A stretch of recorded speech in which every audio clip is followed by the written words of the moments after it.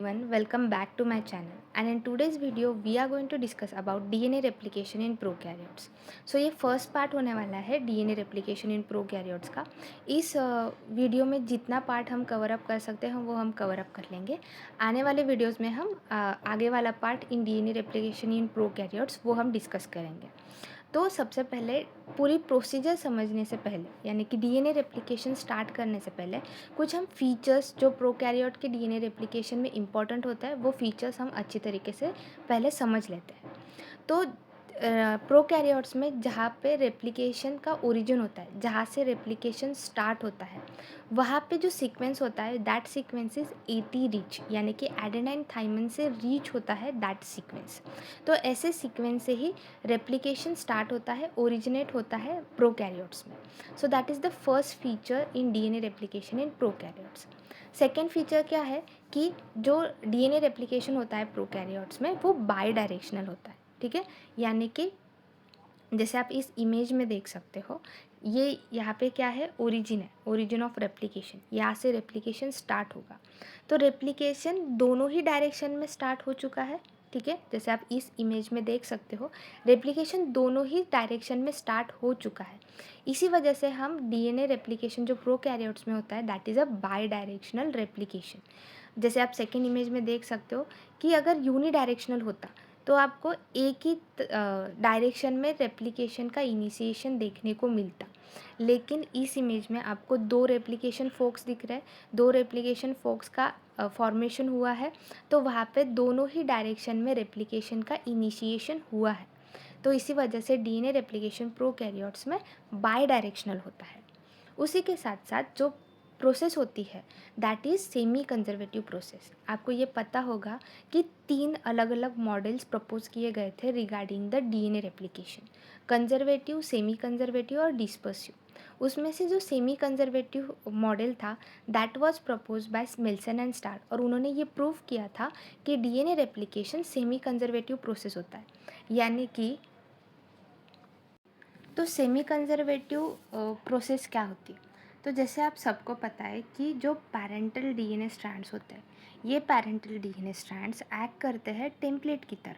सो ये एक parental strand हो गया और ये सेकेंड पैरेंटल स्ट्रैंड हो गया, और इन्हीं टेम्पलेट का यूज़ करके डीएनए रेप्लिकेशन जो प्रोसेस होती है वो बनाती है एक नया डॉटर, सिंथेसाइज करता है एक नया डॉटर स्ट्रैंड। सो सेमी कंजर्वेटिव प्रोसेस में जो नया डीएनए बनता है, डीएनए रेप्लिकेशन के बाद जो नया डीएनए बनता है, उस डीएनए में एक स्ट्रैंड होता है पैरेंटल स्ट्रैंड और दूसरा जो स्ट्रैंड होता है that is new daughter strand. तो इसी प्रोसेस को हम कहते हैं सेमी कंजर्वेटिव प्रोसेस। उसके बाद का जो फीचर दैट फीचर इज़ कि जो डीएनए रेप्लिकेशन होता है, डीएनए रेप्लिकेशन एक डायरेक्शन में होती है, और वो डायरेक्शन कौन सा है, 5 प्राइम टू 3 प्राइम डायरेक्शन। तो फॉर एग्जांपल ये एक डीएनए का स्ट्रैंड है और इस डीएनए स्ट्रैंड की पोलैरिटी है 5 प्राइम टू 3 प्राइम। तो इसका जो डीएनए रेप्लिकेशन होगा, डीएनए रेप्लिकेशन किस डायरेक्शन में होगा, 5 प्राइम टू 3 प्राइम। और जैसे आप सबको पता है कि जो डीएनए होता है that is a double helix.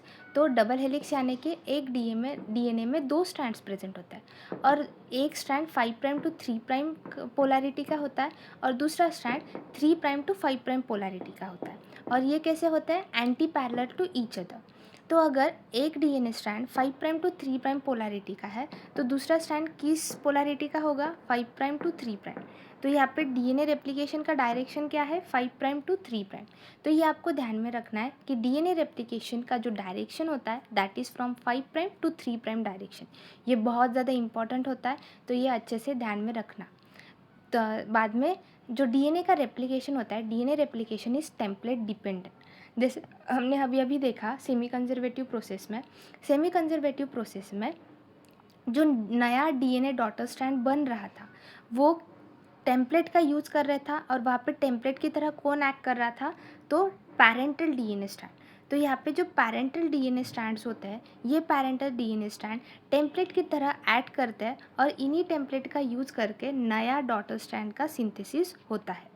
So DNA replication के लिए टेम्पलेट होना बहुत ज़्यादा ज़रूरी होता है।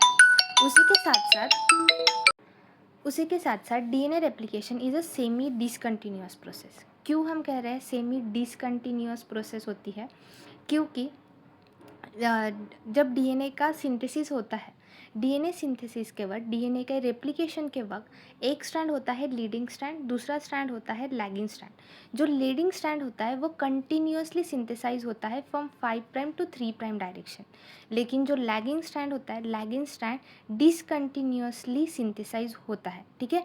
कंटिन्यूअसली सिंथेसाइज़ नहीं होता, से डिसकंटिन्यूअसली सिंथेसिस होता है, वहाँ पे ओकाज़की फ्रैगमेंट्स का सिंथेसिस होता है। ये हम आने वाले वीडियोज़ में इन डिटेल देखेंगे कि डिसकंटिन्यूअस प्रोसेस कैसी होती है लैगिंग स्ट्रैंड में। आपको यहाँ पे ये ध्यान में रखना है फीचर्स में कि DNA replication in prokaryotes is semi discontinuous process. यानी कि जो लीडिंग स्ट्रैंड होता है वो लीडिंग स्ट्रैंड कंटिन्यूअसली सिंथेसाइज हो सकता है, लेकिन जो लैगिंग स्ट्रैंड होता है वो लैगिंग स्ट्रैंड डिसकंटिन्यूअसली सिंथेसाइज होता है।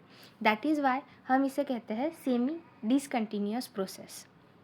और प्रोकैरियोट्स में DNA is always accessible for DNA replication. क्यों? क्योंकि यूकैरियोट्स में जो डीएनए होता है वो डीएनए बाइंड होता है हिस्टोन से, तो वो डीएनए डायरेक्टली एक्सेसिबल नहीं होता, डायरेक्टली हम उस पर डीएनए रेप्लिकेशन स्टार्ट नहीं कर सकते। लेकिन डीएनए रेप्लिकेशन प्रोकैरियोट्स में इनिशिएट हो सकता है, क्योंकि डीएनए इज़ ऑल्सोवेज एक्सेसिबल।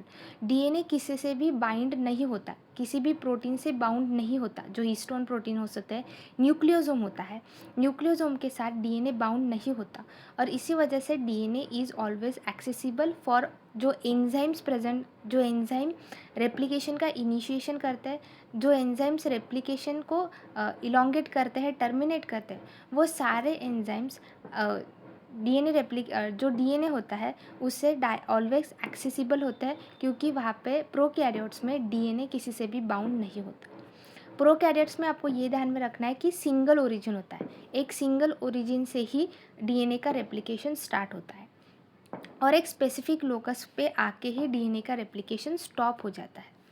प्रोकैरियोट्स में आपको और एक बात ध्यान में रखनी है कि डीएनए रेप्लिकेशन के मल्टीपल राउंड्स स्टार्ट हो सकते हैं at a time.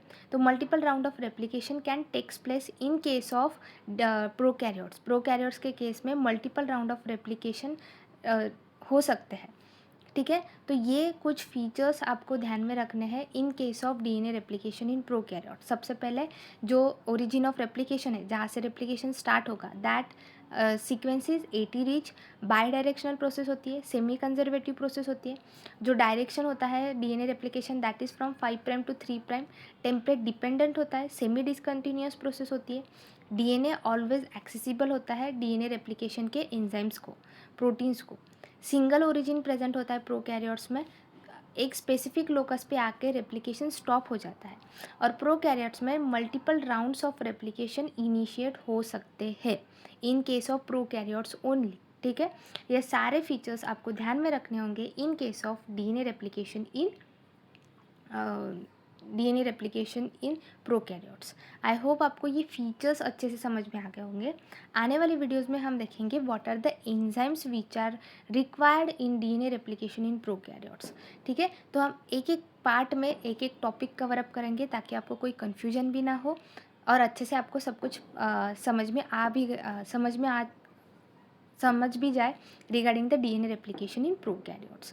So if you have any doubt regarding the features of DNA replication in prokaryotes, do let me know in the comment section down below. Thank you.